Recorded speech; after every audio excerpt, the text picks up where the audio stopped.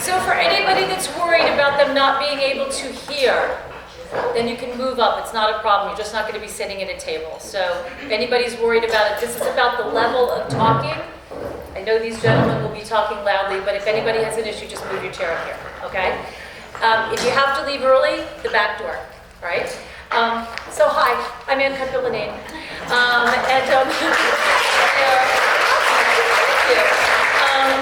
So for those, so who's a virgin in the room? I'm feeling born again virgin. Okay, so wait, who's new in the room? So that's actually a small amount of people because usually it's about a third of the room. So it's interesting because the group is growing and growing and people are bringing their friends and I love that. So welcome, because it's not an easy thing to walk into a room where you don't know anybody and it takes a lot of courage, so welcome. And one of the things that I do to be able to get people more comfortable walking into a room where they don't know anybody is to send those bios. So did everybody get a chance to read these bios? Because that is like my favorite thing to do the night before is to read through them because I just took like little notes here. So we've got knitters, world travelers, pickleball players, Jill, where are you? Yogis. We've got a fabulous matchmaker, Bonnie Winston. Everybody, anybody that's single needs her network. Okay, raise it. There she is. Okay. Lawyers, doctors, writers, producers, fur moms, moms.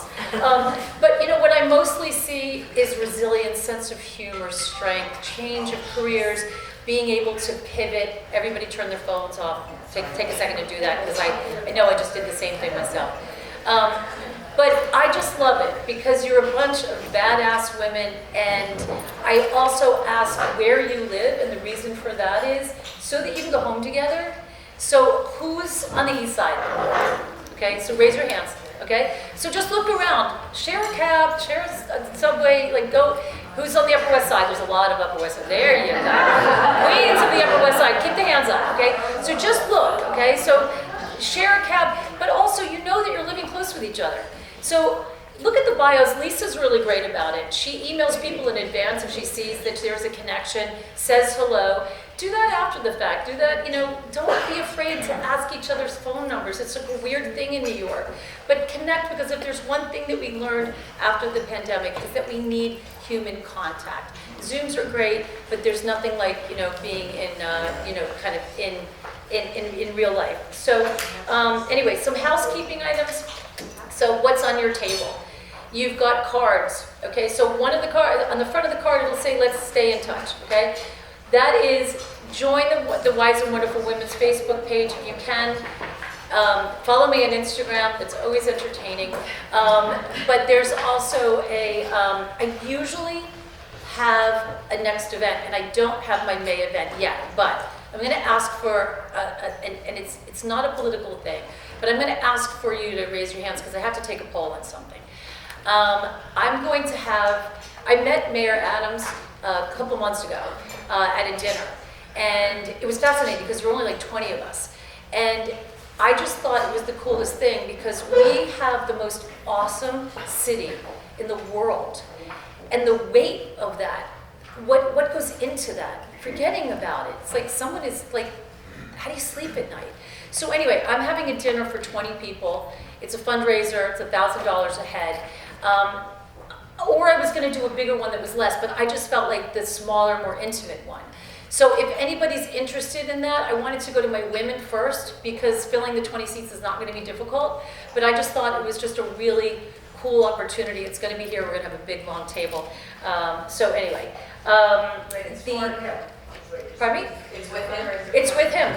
It's with him. He's gonna be here, and he's gonna be here. And I was gonna actually make it more like leaning towards plant-based, which he's now gone a little bit off of, which I'm leaning into, but then I get hungry and I eat a shrimp. What is the funds are for? The funds are for his campaign. For his campaign. It's tax deductible. You know what? It's not going to be just for women. But so let's speak afterwards because that was just kind of an aside. But that's why May is not there. I might have something else. But I'm also actually this is actually great, Bonnie. So on May the 8th, you can't come. But I'm actually hosting the International Matchmaking After Party, which is going to be happening here.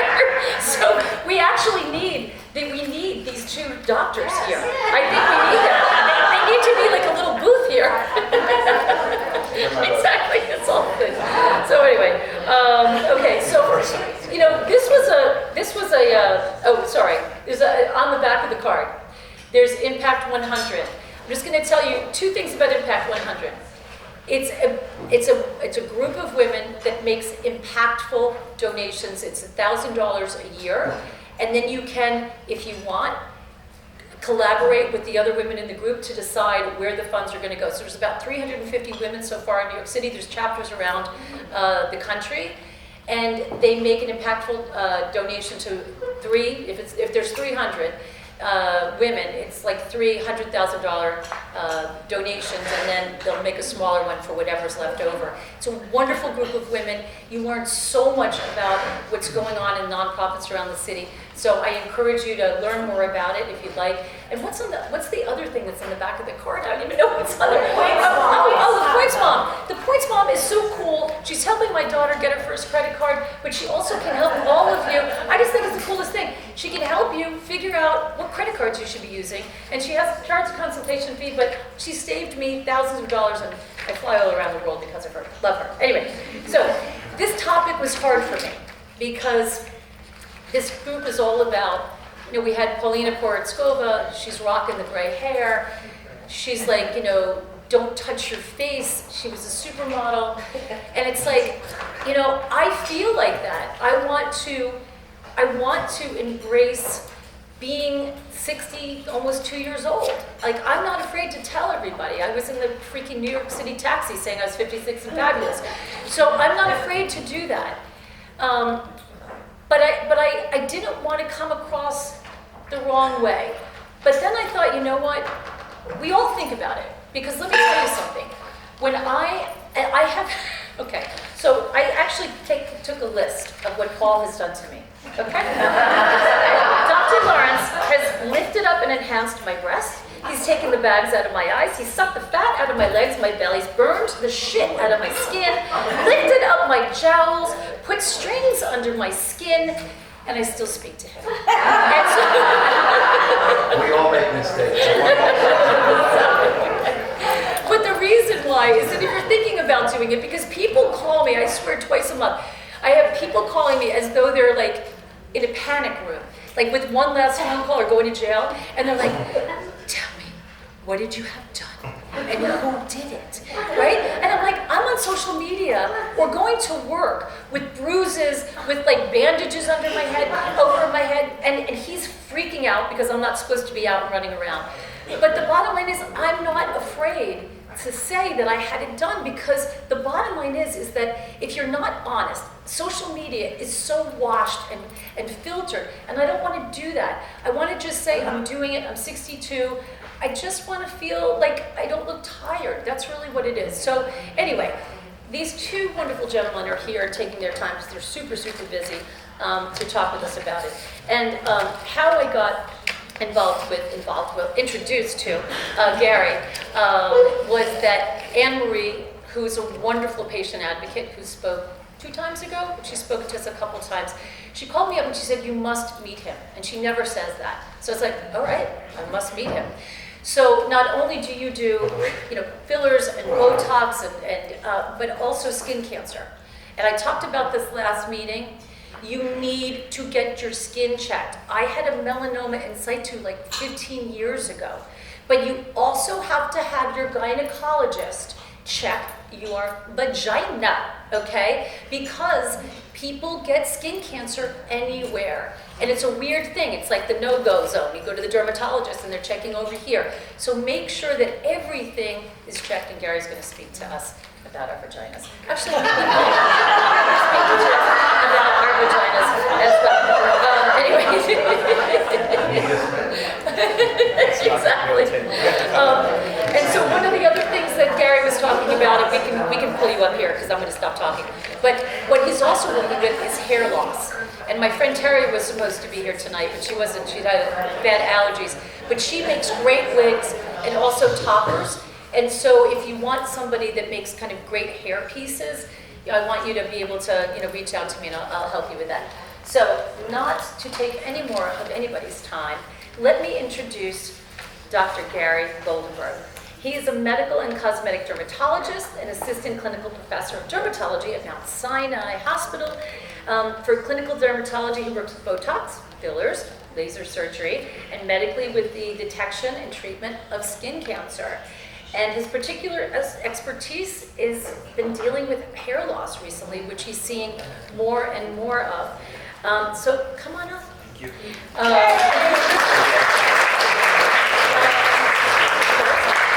So Dr. Lawrence, now every time somebody goes, "You look great," I swear to God, they know it in the office. I go, "Thank you, Dr. Lawrence." And so we all say, "Thank you, Dr. Lawrence." Anyway, okay. But I just want to say also, I hardly drink. I watch what I eat. I exercise. I get some sleep.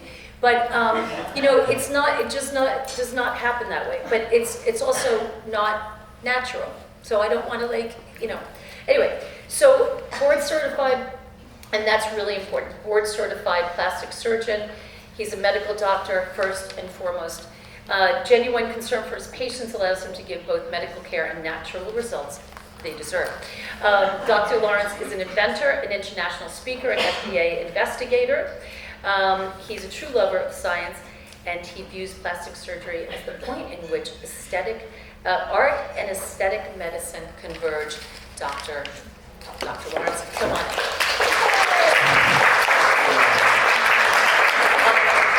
So, tell me, we sent, and I don't know if everybody got a chance to look at them, we sent some befores and afters in the see you tomorrow night email.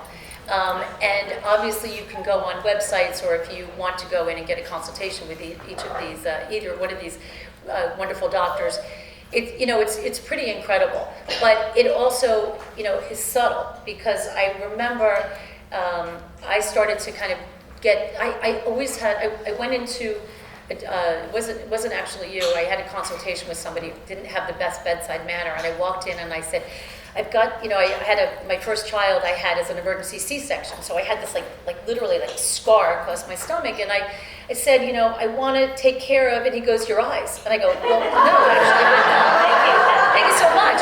So I was like, well, what's wrong with my eyes? And I just thought that the bags under my eyes were just dark, or I had allergies or something, and it was actually fat. So anyway, I'm going to start with you only because Sure. you said something to me about hair loss, which I was really surprised about. Do you see a correlation between stress or diet or age, or what do you think's going on? And then what do you do about it? Yes. Okay.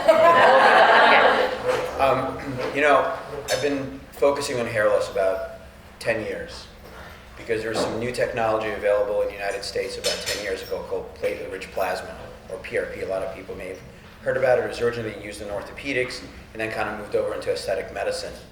And it used to be that I would say maybe 70-80% of my patients were men. And then about 5-6 years ago, it kind of switched to where now 80% of my hair loss patients are women. And when a woman starts losing her hair, it's an emergency. I think socially, like it or not, it's more acceptable for a guy to go bald, they shave their head, whatever. It's just different. But when women start thinning, they see hair in the shower, in their, in the tub, in the sink, it becomes truly an emergency. And we've been able to use non-invasive techniques, including PRP injections, some other treatments, as well as vitamin supplementation, some lab work. Sometimes it's hormonal, sometimes it's stress-related, nutritional. It's very common after pregnancy. Women shed their hair after pregnancy, after surgery. All those things were kind of going up and up and up. And then we got the pandemic, and then it was like a hockey stick.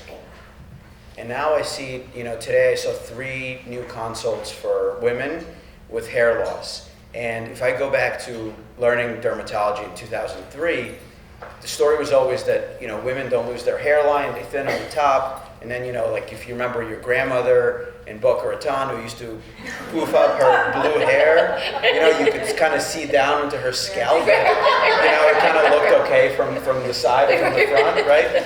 That was the story. And now what I'm seeing more and more is women really receding, kind of what we used to call male pattern hair loss, receding in their temples, receding in the front, seeing more and more scalp. And it's really disconcerting, whether you like it or not. Some people say, well, it's not serious, it's not life-threatening, but for a lot of people, it's just part of their identity.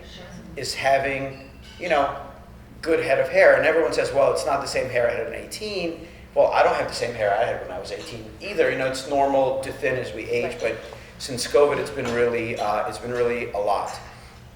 So we offer, I only do non-invasive if somebody needs a transplant, which is really not a good option for most women because it almost never looks natural. And that would be where you take the hair from the back. You've seen the bad Well, we've all seen the bad ones, right? The plugs. You know the bad one when you see it. It's the good ones that you don't recognize because it looks good. It's like any cosmetic work. When somebody has good work, you don't know what they've had it done, right? But, we try to do everything non-invasive. So in my practice, it's a combination. It's like, you throw everything in the kitchen sink. We do a hormonal workup. We do PRP injections, plasma injections, which is where we draw your blood, spin it down, and then inject it into the scalp. I was one of the first people in New York to use stem cells and exosomes, and now we have a plant-based exosome product, so it's not from another human, which a lot of people were like, ew, I don't want something from someone else, unless I really have to. Vitamins, red light therapy, steroid injections. There's a whole slew. These are all These are on all your head. local on your head. And so what about, what's the thing that men would use originally? Like Rogaine? Yes, Rogaine. So Whatever Rogaine happened to works Rogaine? great for women. We use it all the time. There's some stronger formulations that are available that we have compounded regularly for our patients in the office. So the point is that, look, it's, a lot of women are like, why am I losing my hair and none of my friends are losing their hair? And the fact is that if you look at the percent of patients who are losing their hair, if you look at the pie, the percent of those patients in the past 5-10 years that are women is growing and growing and growing. When I tell my patients, look, you're not alone. It's not okay, but it is okay because there's so many other people that are going through the same thing. And as long as you get it treated early, as long as you don't wait until there's nothing left, we can really help you with non-invasive procedures where you don't need surgery, and it becomes like a gym membership. When you go to the gym, you look great. You stop going, you either get too skinny, I hate you if that's your story, or you gain weight. It just becomes part of an upkeep. One of the things that I forgot to mention is that there's pads in front of everybody too with pens. So first of all, you can take them home, but write it down because if anybody's taking notes, it's distracting if they do it on their phone. So use it, take notes, write it down. But a lot of the things that we're going to be talking about, I'll try to remember, and then there'll be a thank you afterwards, and I'll try to have that in the thank you email. Are you seeing one particular type of procedure over another? I mean, have things changed in your practice? I mean, you're doing always cutting edge things, but yeah. So, like Gary, I tend to concentrate on the minimally invasive or non-invasive procedures. It's interesting because I've been in practice for 25 years, and when fillers came on the market, so to speak, I was criticized as a plastic surgeon for embracing fillers. I did the Restylane study for the FDA, and I was actually reprimanded by the chief of my department at NYU that I'm getting involved in non-surgical procedures. Well, he couldn't have been more wrong, right? He's retired now, so which is good. he's out of a job. Yeah, exactly, but that's exactly what happens. During the pandemic. Well, but that's right, because I thought, oh my goodness, you're going to go out of business. I was shut down for 3 months. Cuomo shut us down completely for 3 months. Right, but then... And then it just came back with a boom. But the thing is that I've always believed that you have to incorporate non-surgical procedures. What it did for my practice, the fear was that it's going to be competing with your surgical practice. It did just the opposite. Because now I have patients who want to delay their surgery, then I do non-surgical, and patients after surgery where I maintain the surgical result. We have such devices, the same, we use all sorts of different energy-based devices, injectables. But as far as surgeries, the most common procedures are still the same, liposuction and breast augmentation. Breast augmentation, I can talk for hours. And breast augmentation is enlargement. Enhancement, or are you also lifting? Are you separating? So that's a Mastaflex seal lift. I'm going to take this from you. That can be done alone or in combination of breast enhancement. There's an issue with breast implants, and that's sort of, it's something that's around the corner. It's called the large cell anaplastic lymphoma, which is a very low grade lymphoma, but it's associated with a particular type of breast implants. I actually predict, and I predicted this many years ago, that the future is going to be in injectables into breast. And that's Wait, sort of, I'm sorry, explain what that is. so fillers, you know what fillers are. Ooh. Hyaluronic acid, Juvederm, Restylane, Sculptra. The answer for breast enhancement is going to be non-surgical, it's going to be injectable. Whether it's your own fat that's been processed or any sort of off-the-shelf products. And that's the future. Again, there was a lot of criticism and pushback from the plastic surgery community for obvious reasons. But I think it's all about minimizing downtime, so the changes are less invasive. Anesthesia has made a big difference in my practice. We don't put anybody under general anesthesia anymore. Everybody, I can do any surgical procedure under twilight anesthesia. Patients are done in the office, fully accredited facility, board-certified anesthesiologist. Someone who has a tummy tuck will walk out of the office 2 hours after the procedure on their own. Of course, with a private duty nurse to take care of her for 24 hours. But anesthesia is one of the things that we don't really talk about enough. One, from the safety point But that's the safety issue, right? yeah, safety is, if you think about it, anesthesia is the most important factor when you're undergoing surgery. And you should ask all the questions before you hop on that table. Well, I was worried when I was Wanna having, add something? sorry, Can I yeah, add sure, of something? course. So I'm so happy you talked about the pandemic and how the number of cosmetic procedures actually gone through the roof since the pandemic. It's something called the Zoom effect. Yes. You guys heard about this? So I don't know if you knew this, but Zoom tracks your eyes when you're on a Zoom call. And it turns out that 80% of the time, guess who you're looking at? Yourself. People came in, I swear to God, people came in after the pandemic, they're like, I'm on Zoom, and who is this person that's looking back to me? Is this really me? And they're like, I need Botox and fillers. And how often do you adjust the height, right? So you look better. Exactly. Right, no, you've got circles. I had like Yeah. so many lights. I was like, that was all I did. Like in my Zoom time, there were like lights everywhere. They were falling. I was worried when I first came to you because I was thinking that I had to go to the hospital. If I was going to have surgery, that it would be safer in the hospital. God forbid something happens. And I now understand that's absolutely the opposite because The reasons are, now it has to be a fully accredited facility, and it takes a number of issues that you have to solve. It's regulatory, it's supervised by an independent organization, but the safety, as far as your safety as a patient, is exactly the same in my office because of the accreditation as the hospital. Now, there are other benefits, obviously much more private, much more personalized. And lastly, we both have lasers in our offices that hospitals can't afford. I mean, I'm sure you have the sight down laser, $250,000. No hospital is buying that for their OR. So we can deliver in our offices what hospitals really can't. And last thing I want to mention is the consistency of the staff. And that's so important. My scrub nurse has been with me since I was a fellow at the hospital. 25 years ago, she's been working with me. And the anesthesiologist, 15 years. So I can do a case, and I can just do this, and not even speak, and the case just flows smoothly. I go to the hospital, and you might get a scrub nurse who does orthopedic surgery, because the scrub nurse who does plastic surgery is sick that day. And then I do the case by myself, basically. So I think that's an important issue that you, as a prospective patient, have to question. The surgeon, the facility, the anesthesiologist. You know, everybody assumes that any anesthesiologist is just an anesthesiologist. Wrong.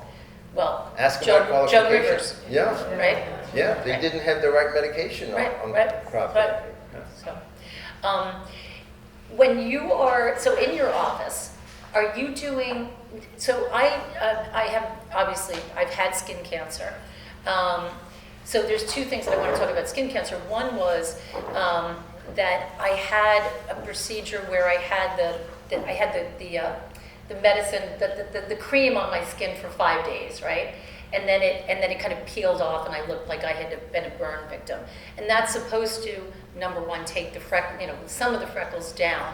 They're never going to come off, but also, in theory, help in terms of future skin cancer. So can you speak to that? I mean, and is that something that, and there's also, is it blue light or, sorry, Red light, yeah. and you can't, but you can't be outside, you can't go to even next to your window for 2 days or something. So tell me about that and whether you Sure. think that we should be doing it preventively. So I think, the most common skin cancers are basal cell and squamous cell, to the tune of about 6 million cases per year in the United States. So it's going up as we have an aging population, the number's going up as well. And those squamous cell cancer arises from a precancerous growth called actinic keratosis, which is probably what you had the CO2 laser for. And CO2 laser, in my practice, and I do it all the time, is mostly used for things like acne scarring, aesthetics, wrinkles, etc. But as a benefit of that, it also, because it takes off half of your skin surface, which is why you look like hamburger for 5 days and you can't go out, it does decrease the number of these precancerous lesions that are on your skin. So that is something that is a good combination therapy that helps you with the way you look, but also helps you with your health. The other two you're referring to... But you can't get it written off with insurance. It's considered cosmetic, Okay. right? So it's just if you're going to do it anyway and you have some precancerous growth, it's like an added benefit, but insurance is not covered. Blue light and red light use a chemical called immunolevolonic acid, which once you put it on your skin, it gets taken up by cells that are rapidly dividing. And abnormal cells divide more quickly, like cancer cells divide more quickly than normal cells. And then after an hour or so, you activate it with a red or blue light, and those cells essentially, they burst, they die. And it's a bit painful, but it's highly effective. We actually did a study in my office. Is it painful while you're having it? Yeah, while you're having it. Afterwards, it's just a matter of healing. You look like you had a sunburn for a couple days, but most people actually do okay. And this thing about not being next to a window is completely false. It's not true. We actually did a study combining a specific type of this procedure, the red light procedure, with microneedling, specifically looking at aesthetics. So what we did is microneedle, which is like this. It's a device that looks like a Roto-Rooter, and it just makes makes tiny little holes in your skin. And we did microneedling, applied this chemical. Are you putting this? I'm sorry. Where are you putting all this? over your face. So and how long to do your whole face? How long are you? You're in the office about an hour and a half. Okay, with somebody. Yeah. Well, no, the needling is quick. It's just there's a lot of waiting for the stuff to kind of incubate. It has to stay on your skin for time. And then we microneedled it again and then exposed to red light, and we showed that not only did it improve these precancerous growths, it actually also improved pigmentation, skin texture, skin quality, and we use this special Canfield, it's called Canfield camera that basically has all these filters that show what's going on underneath your skin. So there are lots of treatments that combine both cancer and aesthetics. They're all in an aesthetic bucket as far as insurance is concerned. I mean, look, insurance doesn't cover anything anymore, so it doesn't even matter, right? So it just you have to be dying for them to cover something, and sometimes even that doesn't happen. But can somebody? You've got the cosmetic part of that, but as a dermatologist, can somebody go to you as their dermatologist when you do a once a year? Thorough check. I know you do take pictures, to look at them. Yeah, let's go there. So a full skin exam. I know you talked about looking in the privates, and a full skin exam is not complete if somebody doesn't look in your private area and between your toes. That's a must. If you go to somebody who doesn't, make you completely undress and doesn't look between your toes, they're missing And the also boat. on your scalp, because your 100%. scalp is 100%. exposed all the time to the sun. 100%. So a full skin check literally is from head to toe, everywhere with their skin. I've seen patients. I have a patient right now. She's religious. She's never been nude sunbathing. I can promise you. I don't think she's ever been in a bikini, let alone nude sunbathing. And she has 2 melanomas, one on each buttocks. So how did that happen? Well, it's because melanoma is 50% genetics, 50% sun exposure, 50% bad luck. Okay, it's a combination of all those things. So you literally do have to look everywhere. Is there a correlation between skin cancer and, I thought it was, if somebody, and again, there's, you can get genetic testing, but kind of breast cancer, ovarian cancer, and melanoma, and colon. There are some correlations. The biggest correlation is being Caucasian, so what we call type 1 or 2 skin, so light skin, but not all the time, but that's the highest risk, and having a single sunburn before the age of 18. Who here has had a sunburn before the age of 18? I mean, Right? album Everybody. covers, baby oil, Yeah. and foil. Like Yes. everybody. Right. So a full skin check should be head to toe. A good dermatologist will use something called a dermatoscope, which, they may tell you it's a magnifier, but it just has different features. And there are some technologies that help you. Photography may not be as useful, but there's some technologies that help you figure out what something is in real time, right? For example, there's a device that I have called Nevisense. It's a Swedish or Norwegian, somewhere Scandinavian company, and it literally measures brown spots. It's only approved for brown spots, so like things that could be melanoma. And it'll tell you at that moment with a 99% accuracy if that spot is more likely to be benign or malignant or somewhere in between. So if there's one that you're not 100% certain with, you can use a device like that to scan it, and it uses artificial intelligence, which is kind of a hot term now, but it really does use artificial intelligence to tell you, to give you more So information. you're not biopsying it? You're Well, not- it'll tell you whether you need to biopsy. Got it, or not. okay, gotcha. A biopsy is still a gold standard.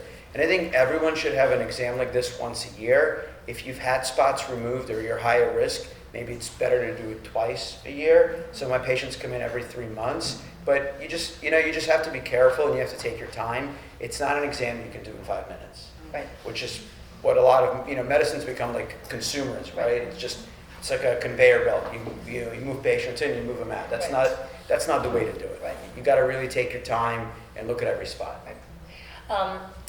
I want to, because there's a lot of, several women came up to me, and they're going to want a consultation with you as you're standing there.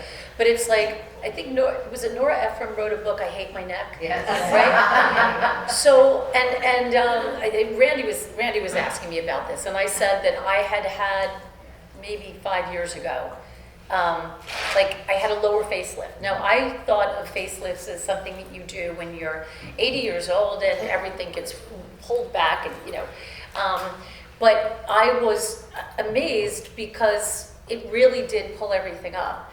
And so, can you just explain kind of what that is, what you do, and then kind of how it takes, because there is some, then there's also fillers that you can do that kind of pull it up too. But for me, I just never wanted to look like the jester. Like, I just felt like that I'd done wrong. Again, you guys would be doing it much better. But I just wanted, I would just almost rather just like pull it up and be done with it, also because I'm so type A. But anyway, but tell me what you do when you're... Well, so the ideal age from the point of view of elasticity of the skin is 45 to 47 to have a facelift, because your skin is elastic, it retracts, and you get a more natural look. Having said that, I've operated on patients up to 86 years of age. Wow. And the youngest was a patient that had asymmetry.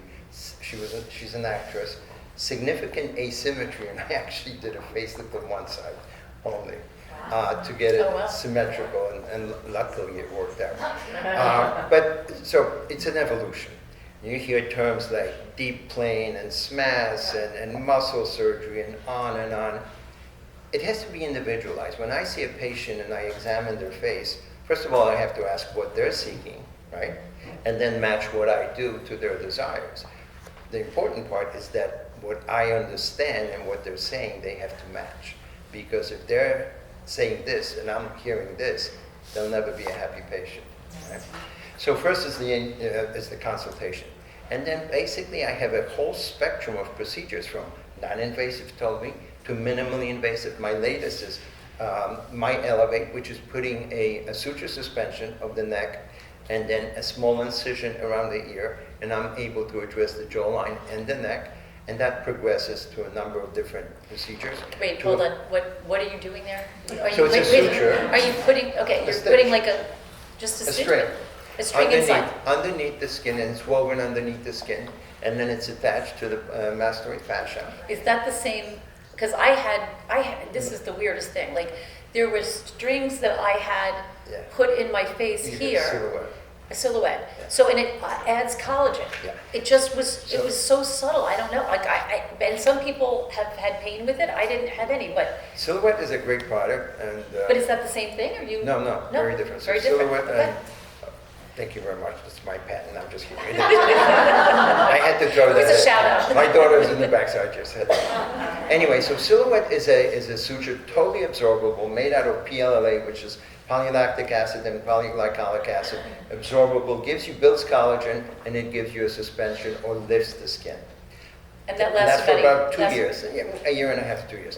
What my Elevate is a suture that I weave underneath the skin, and it's attached to the fascia.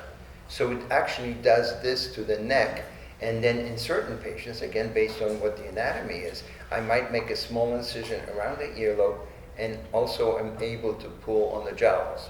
And then the next step is full incision from around the ear or within the ear, under here, addressing the muscle, doing a deep plane, tightening the muscle, tightening the skin, repositioning, and even adding volume, because if you think about it, surgery does not volumize the face, right? It only repositions muscle and fascia and skin. So sometimes during the surgery or 6 weeks after surgery, I will do a fat injection to volumize the face, or use polylactic acid or hyaluronic acid. But it's a combination. But I think it always goes back to the initial meeting, because again, when I teach residents, I tell them this: you can do the most amazing surgical procedure, and you can pat yourself on the back and say, I am the greatest, and the patient is unhappy. And the reason for that is that you didn't listen to what the patient was asking for. And is that expectations that it's never going to happen, or it could be completely in a different direction, or both? No, I think it's, one, it could be, with body dysmorphic disorder. Yeah, that you're never going to look. Right, so a very thin that's an person never extreme feels thin. Right. Statistically, 6% of patients in our practices have body dysmorphic disorder. I think it's less in our practices. I think our practices also are isolated. Upper East Side, it's a little bit different, but nationwide, 6%. And that patient will never be happy because their expectations are completely irrational. They're seeing something that they perceive as a scar, and there is no scar. Therefore, you can't make it better. But it's about the perception of what they see. When somebody comes in with a picture of I had a patient who had 4 surgeries on her nose. She came in totally over-resected, scooped out nose. She came in with a picture of the most amazing, beautiful model that was 18 years old.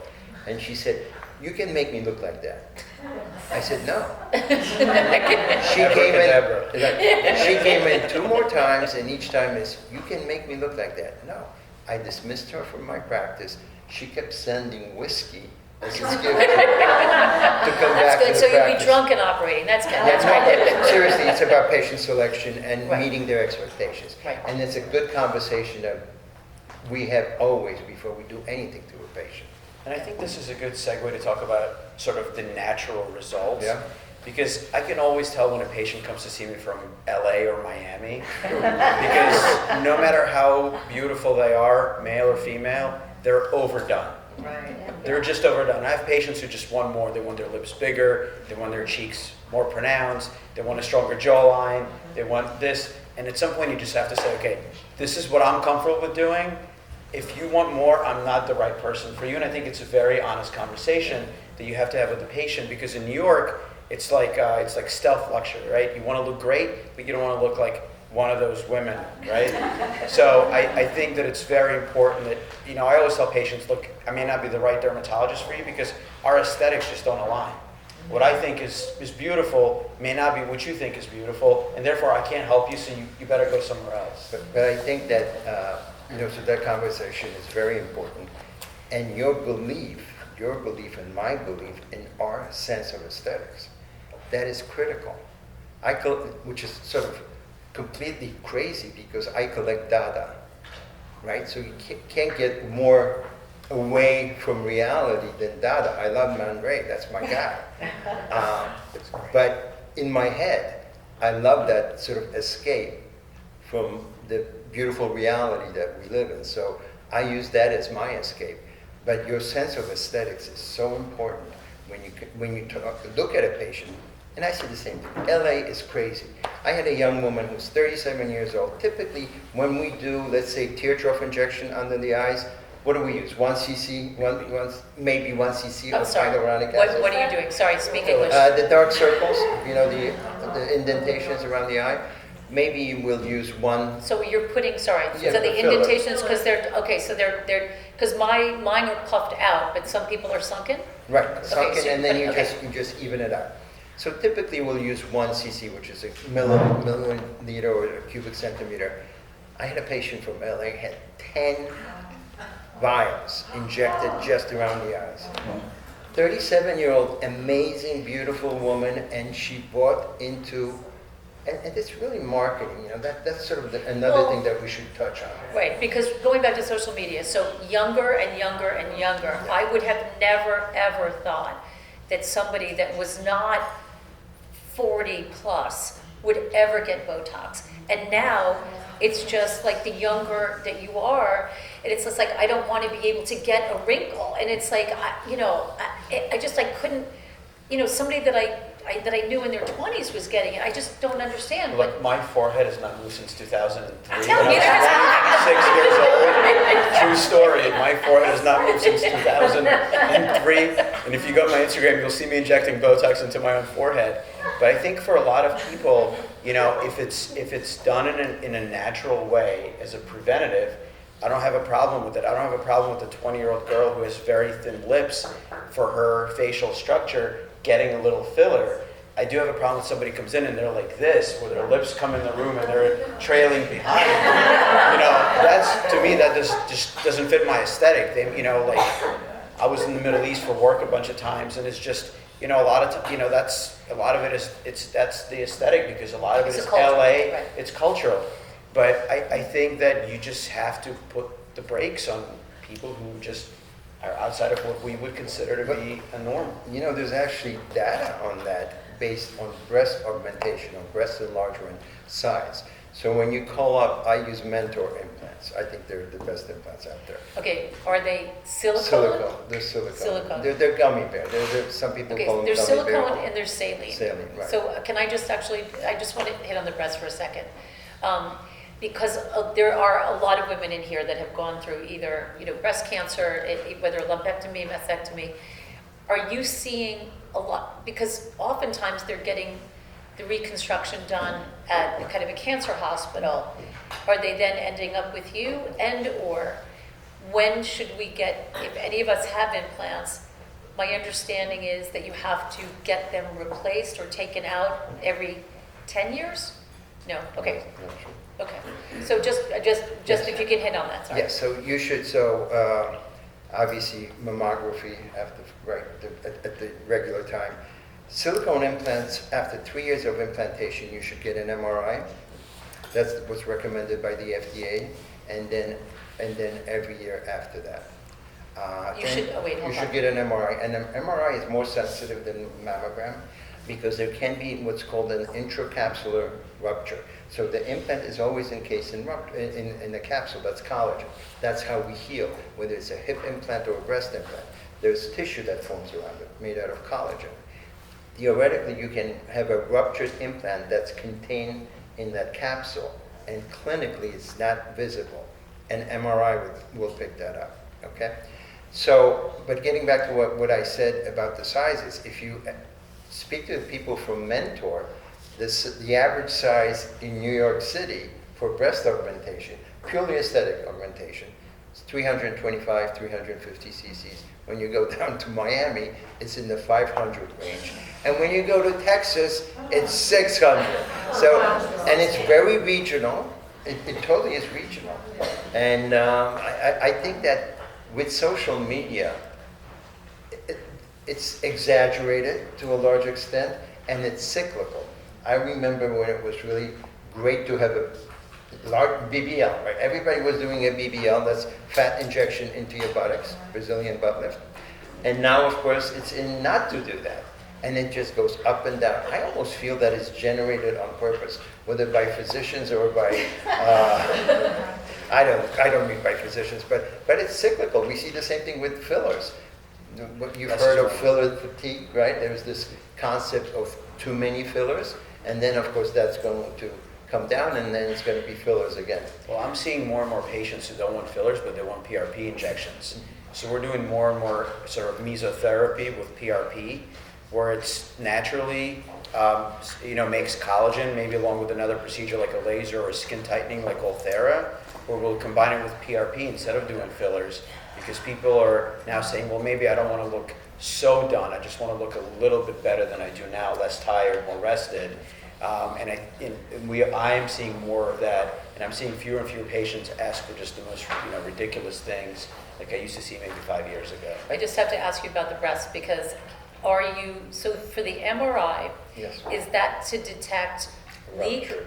but also, is it also because I know when I go and have a mammogram, I have to have twice as much radiation, because they have to do, instead of 3 pictures or 2 pictures, they have to do twice as much, because they have to look under and, Yes. around. So will the MRI, because just as a heads up, if you've got dense breasts, you should be having a mammogram. You should also be having a sonogram every 6 months.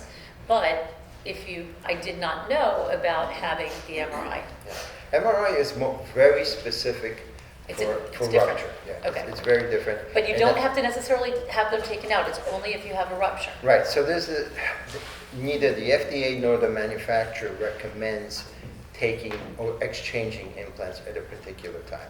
As a physician, I think 20 years seems to be, and I think within our community, that's a reasonable time frame. Because there are changes, the implants are much better right now, and obviously there are changes on the outside, whether you need a mastopexy or a breast lift in combination. So 20 years, and again, it's not a rule, it's not the law, but I think it's a rational way to approach it. And of course, if there is an issue, obviously you address it right away. Right. I have a patient, it's fascinating. I have a patient who has grade 3 capsule. Those are capsules where it's painful, where the implants are sitting up here and they look like spheres. She is, and there's a psychological issue. She's afraid to get a mammogram. And she Because has, it's probably painful. but she has major problems. I mean, there could be cancer, right? That's hidden. And so a lot of psychology goes into breast implants. Most of my patients that I do breast augmentations are younger patients, but it's a broad spectrum. And as far as reconstruction, as Gary said, we are all going towards this sort of your body healing yourself. I use fat to, let's say after a lumpectomy on the breast, I can reconstruct that breast with fat. It's all how you process the fat. We have a number of different techniques. You can turbocharge it with PRP. We're all excited about exosomes. You mentioned that. I mean, that's where we're heading. We have it within our bodies. And eventually, that's what we're going to be doing, healing ourselves. Fat is one of the few cells, that actually has stem cells in our body. So our fat is like a bunch of grapes, and the skin of the grapes, if you wish, actually has stem cells, and you can harvest those stem cells and help them to kind of heal the tissue and actually regenerate. So I think that's a very important point. I'm going to open up. We're going to do like maybe 5 or 6 questions, and then okay, you guys choose. Got it. You go first. Front, I guess. Are there any products that you would recommend that could possibly prevent us from needing fillers and implants? I mean, we hear a lot of media about hyaluronic acid and things like that. Are there things that actually work, or is that just like... If maybe you cryogenically freeze yourself, I think that might work. There are studies that show that sun exposure decreases fat. And that's one of the things that goes away as we age. We lose when you have a kid, they have those fat cheeks that your grandmother loved to pinch. And as we age, the fat goes away, and some of it is sun related. It's actually UV related. So probably sunscreen is the best anti-aging product that you could use. And then probably retinol. The hyaluronic acid probably does not penetrate deep enough into the skin to actually do anything other than moisturize and hydrate. And retinol is a Retinol prescription? no, there's some over-the-counter products, or you could do Retin-A, which is a prescription, and that does have the best evidence for anti-aging, and that's across sort of all age groups. I have patients who started, when they have acne, 16, they get Retin-A, and then they kind of just continue for the rest of their life because it actually is good for your skin for anti-aging. But Otherwise, unless you could freeze time, unfortunately, all those topical things are just, they're fluff. You know, if I can just add on to that, there's a new category of medicine called medical foods. You Yes. should look into it. There's real science behind it, a lot of science behind it. I got turned on by Mark Nesta. Of course. Right, with that, of course. We know the same people. Yeah, we know the same circles. I actually take it.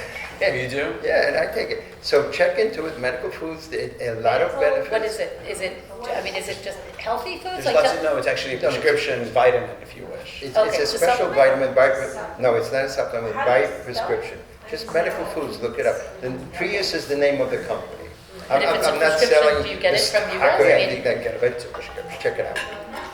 Yes. It seems that these days, I've never done fillers before, but it seems ubiquitous that everyone's using fillers. Are there long-term studies on, I always wonder if you use a filler, is it going to travel? Yeah, You so know, is it doesn't really travel. There are long-term studies. The longest term study is on Belafil, okay?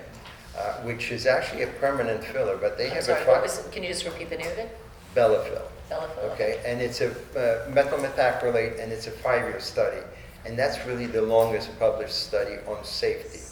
So no, we don't have 20-year follow-up, but most of the fillers really are absorbable. Hyaluronic acid dissipates; it's absorbed by the body.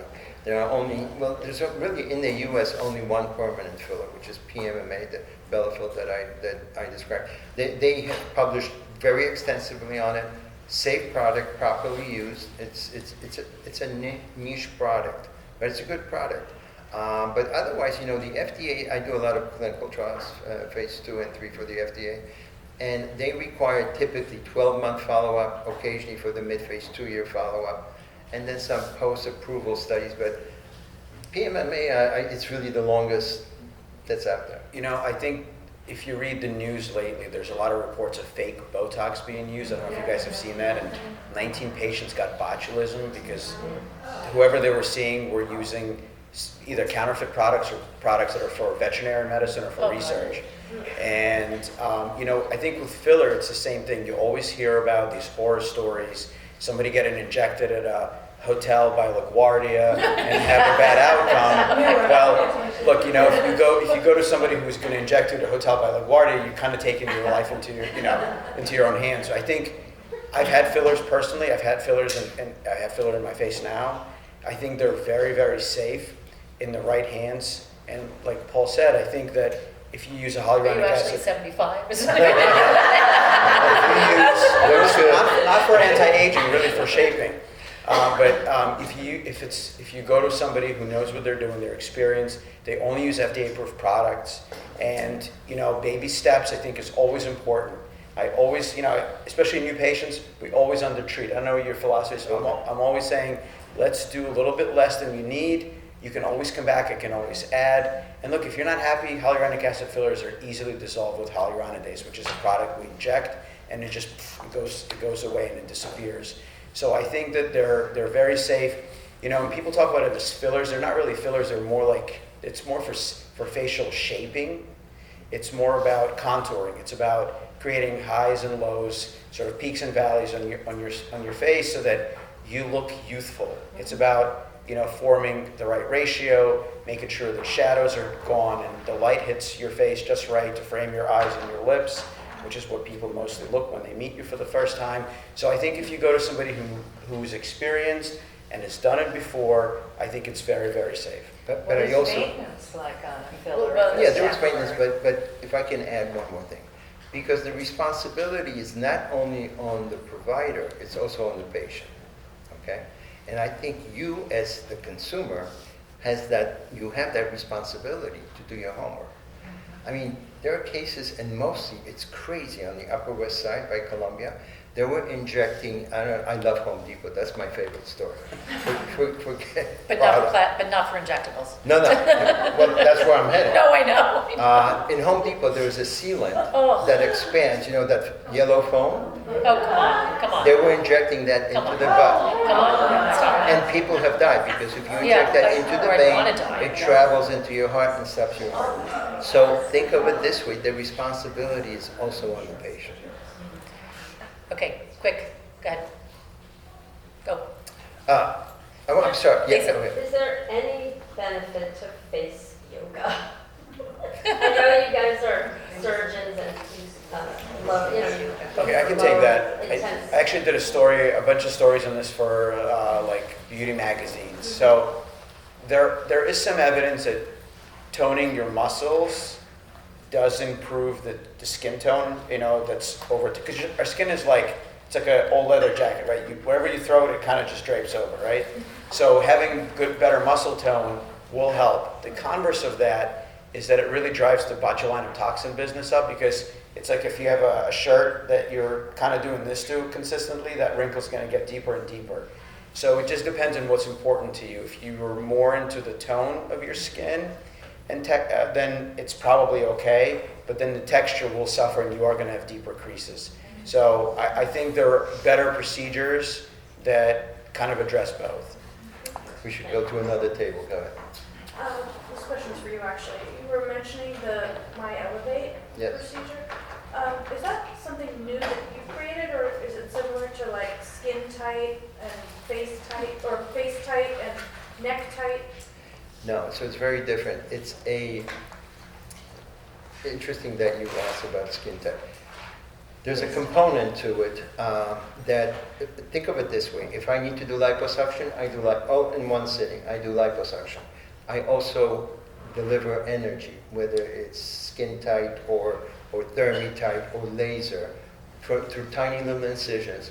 I heat up the undersurface of the skin to promote new collagen growth and tighten the collagen. And the last step is using My Elevate. So it's really could be 3 or 4 step process. I weave the suture, and it's really a suture that goes like this, and then it's suspended to the fascia, and it does this to the neck. I'm just going to ask, and I don't, because I know everything will vary. To get My Elevate versus a lower facelift, what are we talking about price-wise? Like, is it like Very a third of it? Like, is it? In my practice, I mean, we charge a lot. I charge a lot for My Elevate. It's about a third of a facelift. A third of a facelift, okay, all right. Maybe less. And how long would it last about? Well, you know, we don't know because it's a relatively new procedure, and I also altered it. So the original procedure was developed using permanent suture, okay? I don't like that concept. I did a couple of cases with the permanent suture, Merceline, and I switched to a long-lasting absorbable suture. I think it's more natural, I'm more comfortable with that, and I've gotten much better results because of that. It's less operated on. And that we don't know. We don't have long-term. I mean, we have probably at this point about a 3-year follow-up is the longest follow-up. And I tell this to my patients. I tell them, I don't know how long. I can tell you it lasts for at least 3 years that we know because we've seen those patients. And but the thing is that you're changing the collagen structure. You're stimulating new collagen. So if you think about it, it will last forever, right? It doesn't stop the aging process, but a portion of it will obviously change you forever in a better way. All right, you pick one. What about FDA-approved anti-aging lasers that you can do at home? Any effectiveness? So I know it's not. it's a great question. You know why? Because there are no, so when we say about FDA approved, there are multiple regulatory pathways for the agency. And they're like, I'm a chief medical officer for a pharmaceutical company, or a public company. So it took us a long time to get a product approved. It had to go through rigorous testing, phase 2, phase 3, lots of different areas, you know, chemistry, manufacturing controls, clinical trials, safety, etc. A device like this is technically not approved. It is, it's a different pathway. It's a much easier pathway to actually obtain. And it's basically, the FDA looked at it and said, okay, it's not going to harm anybody, so you could use it. It's an FDA cleared device. In fact, most lasers are not even FDA approved, they're FDA cleared. It's a different regulatory pathway. It's a much less rigorous regulatory pathway, so there's not as much safety and efficacy testing. The way the agency looks at it is, as long as it's not going to kill anybody, it's okay. You're not talking about the mask that looks like a I'm hockey talking about all of mask? those things, Okay, right? That's so what any you're of the talking things- Well, about. they have the handheld ones and they Yeah. have different. And then there's like the mask that is Yeah, red, yeah. like And And there's something Lecter. like that for the Right, scalp. they're- You look like an alien where you're wearing this like thing to grow your hair. There are all sorts of devices like this.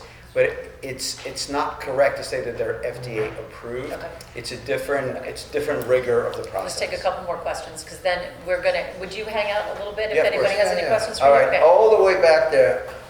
Yeah. Sorry. You mentioned. Can you stand up? Sorry. Sorry. Hi, you mentioned red blue lasers. Is that like PDT?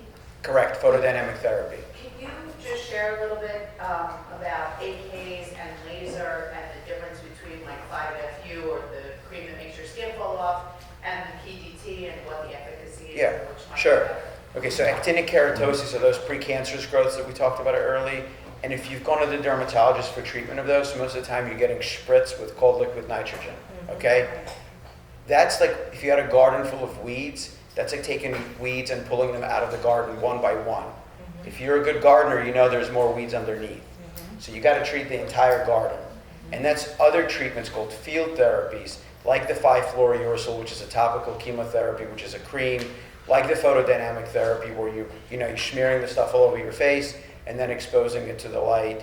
It's like doing CO2 laser because you're really treating from hairline to underneath the chin, and you're exposing the entire field to the treatment, so you're getting rid of those weeds that are there that we can't see. They're called subclinical, meaning that they're there, but they're not apparent. We can't see them with our eyes, but microscopically we know that they're abnormal cell collections. So that's for actinic keratosis, which are precancerous growths. So question though, so I had the cream on there. How often can you get it done? Because now you've taken a layer of your skin off, or more than a layer. So how often can you or should you get it done? So in my practice, I have patients who either do it like once or twice a week indefinitely, because they can't have 2 to 4 weeks where they look like they've had the measles. It's just impossible for them with their social and work schedule. Not everyone can toughen it through. I was out right? showing apartments. I was like, So looking some at people can't do it. They don't want to do it. So some people just do it, low dose, consistent, once or twice a week, where they don't get to the point where it's so red and inflamed. And then there are some patients who do it once a year. We take 2 weeks. It's usually at Christmas time, where they're like, okay, I'm going to be off. I'm not going to be with clients or whatever. So if I look not great, who cares? And they do it for 2 weeks. They look bad for 2 weeks, and their skin peels. But it's usually once a year is what we try to. But you're doing it on your face. But what about other parts of your Well, you body? can do it on your chest for the skin cancer in the chest, golfer's arms, tennis legs, whatever you call it. Really anywhere where there's chronic sun exposure, where the skin doesn't look clear, it's rough, it's mottled, meaning that there's red, normal skin, and then hyperpigmentation, more pigmentation. If there are rough spots like that, they could be precancers. So really, it could be the entire skin surface, depending on We how can much take sun one you more get. question, and then we're going to have you stay, and you can run up and ask them. Heidi? I'm a quarterly Botox for neurological. What's your view on Daxxify in 6 months? Is it working? Okay, do you want to go first? Since you're laughing, you go first. I am laughing because I did the study for that, and the company is very clever. Basically, they doubled the dose of what we standard dosing for the glabella. The standard approval is here 5 injections. So wait, you know what? Can you just tell us what you're talking about? Because I We're don't talking really about, we're talking about the second to last approved neurotoxin or Botox-like product. It's called Daxxify, or Daxi. Is distributed by Revance. And they got approval for a longer duration, but the reason for that, and the other companies have matched the Longer study duration for what? I'm so for sorry. the effect. Okay, gotcha. So the Botox, Xeomin, Jeuveau, they're And what is the effect, is it usually 3 months? 3 to 4 months. 3 to 4 months, okay, yeah. gotcha.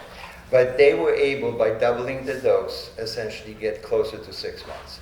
Now, am I seeing that in my practice? I use the same dose, and the way I actually inject is very similar for each product because I think in terms of volumetric injection. But I think it's a good product, it's a safe product. The safety profile is exactly the same as the others. So it's a safe product, well studied, but it lasts pretty much the same unless you double the dose. I have been involved in 2 other studies for other companies that also escalated their doses, and they showed 6-month or 9-month duration. So it's all dose dependent. Good product, it's a good product. I think a lot of it, especially for aesthetics, maybe not for neurological, but for aesthetics, has to do with how frozen you want to be. So if you want to have some mobility, you probably want to use I almost exclusively use Botox, the original recipe, because in my hands, I've used it, I've injected it thousands of times. I know exactly, it's predictable what's going to happen. But I think it all depends on how frozen you want to be. So if you want to be really frozen, you do a little bit more. The converse of that is you have, if you're not so frozen, you still have some fine wrinkles and lines. So again, it goes back to that conversation. I ask patients, do you want mobility? Like, I like when my forehead doesn't move. I don't want my forehead moving at all. Okay?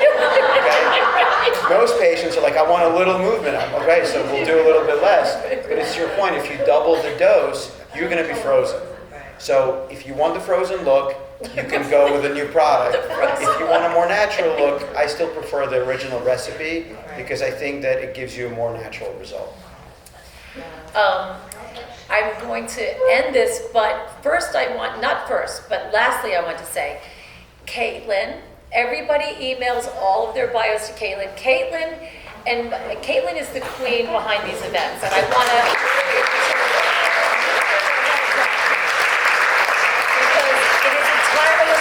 with I have my bio, I don't have my bio, you're not, anyway, thank you so much, and everybody that helps us out, really, Niall. And thank you to these wonderful gentlemen, and you are in the very best hands if you decide to do anything, but definitely get checked out, for sure, with your everything. Anyway, all right, thanks for...